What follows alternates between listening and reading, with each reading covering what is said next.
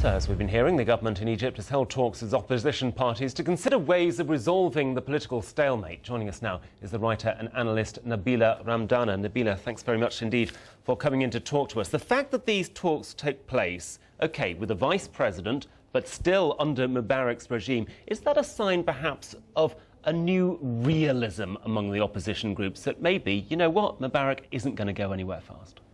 Well, it's very clear that's what the message is. He's recently made further tokenistic gestures by changing the faces in his cabinet, but also staging the resignation of members of his ruling party, the National Democratic Party, including the resignation of his own son, Gamal Mubarak. And he's now initiated talks between his vice president and some of the opposition groups still in power. And what about the Muslim Brotherhood themselves? Our correspondent in Cairo, Jim Muir, said they were late on the case. Do you think they want to be seen to be taking more of a lead now?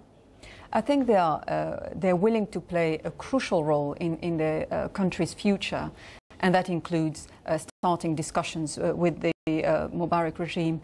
But they have made it clear not long ago that the government is not genuinely engaged in seeing democratic changes taking place. I know the Muslim Brotherhood, they're all for big democratic changes, a free society. Indeed, I think the fears about the Muslim Brotherhood are misplaced and indeed overblown.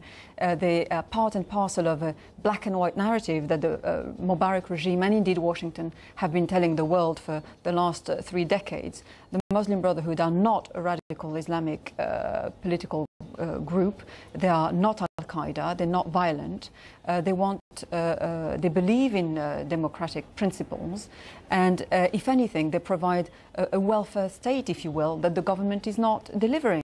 And what about the state of Egypt's opposition? There are some names that seem to be coming to the fore. Mohammed al-Baradei, for instance, who wasn't involved in those talks. Do you think there's a lot of jockeying for position now as people see that it may not happen tomorrow, but within the next 6 months there will be a new order in Egypt? There are many political parties in Egypt, 26 in fact. Not all of them are in talks with the vice president at the moment.